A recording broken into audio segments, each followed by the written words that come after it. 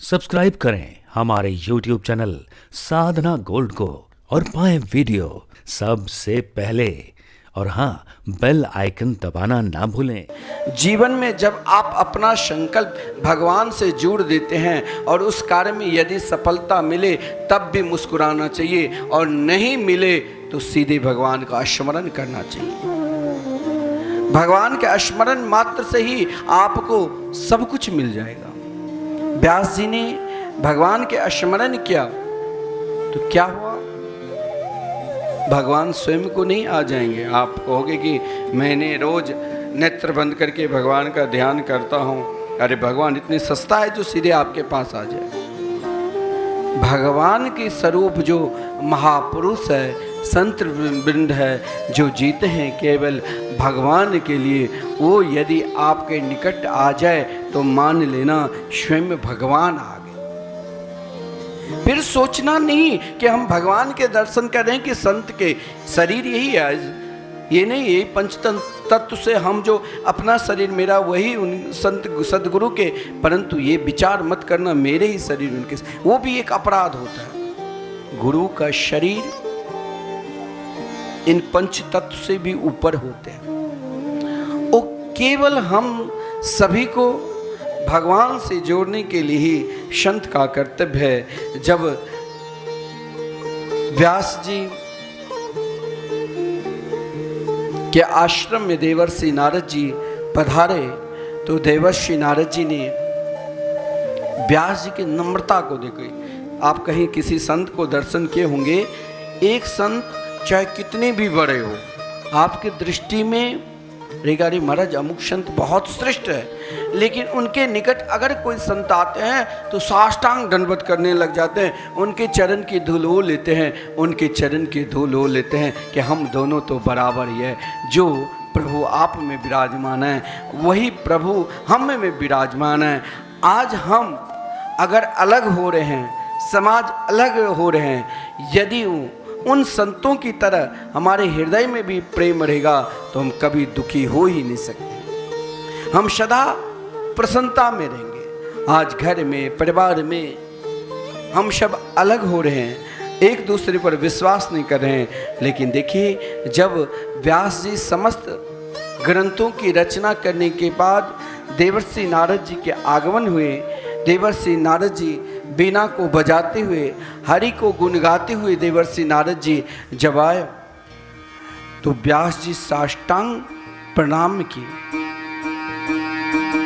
महाराज प्रणाम करते ही व्यास जी को लगा अब मेरे हृदय में जरूर कुछ न कुछ प्रसन्नता हो। अभी उपदेश भी ग्रहण नहीं किया। देखिए, संत के दर्शन मात्र से ही व्यास जी के हृदय में क्या प्रसन्नता हो। व्यास जी ने कहा कि भगवान,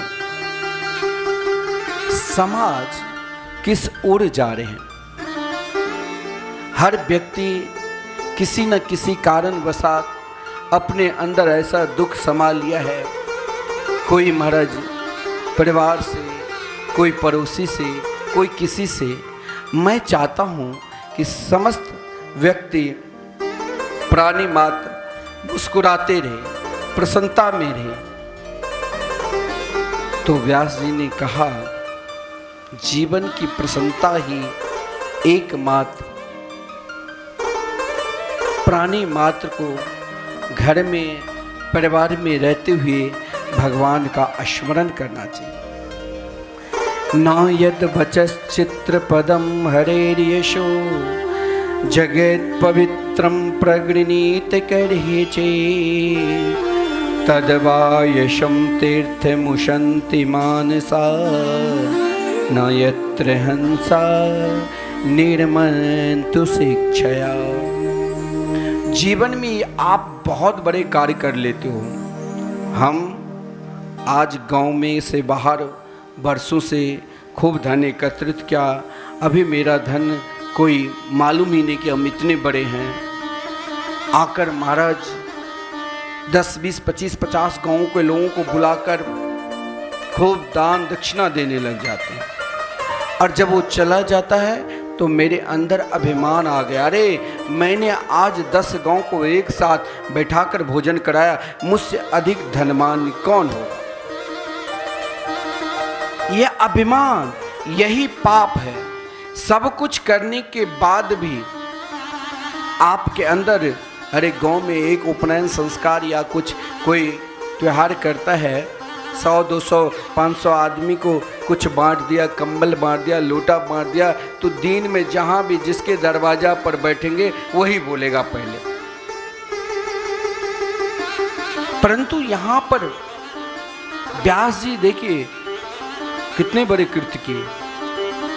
वेद को 4 भाग में, महाभारत जैसे 1 लाख श्लोकात्मक ग्रंथ की रचना की, 17 पुराणों की रचना की, फिर भी एक बार अगर व्यास जी ने देवर्षि नारद जी से कहा मैंने इतने ग्रंथ लिख लिया फिर भी मेरे अंदर शांति नहीं, सुख नहीं। आज व्यक्ति सब कुछ कर रहा है, ऐसा नहीं है जो नहीं कर रहा है, परंतु उनमें सफलता क्यों नहीं मिल रही?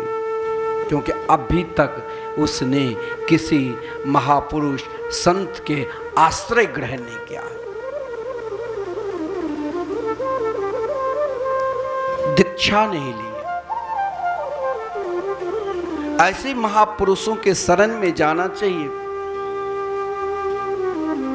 जिसके शरण में जाते ही इच्छा नहीं रहते हुए भी इच्छा हो जाए कि भगवान के भजन कर।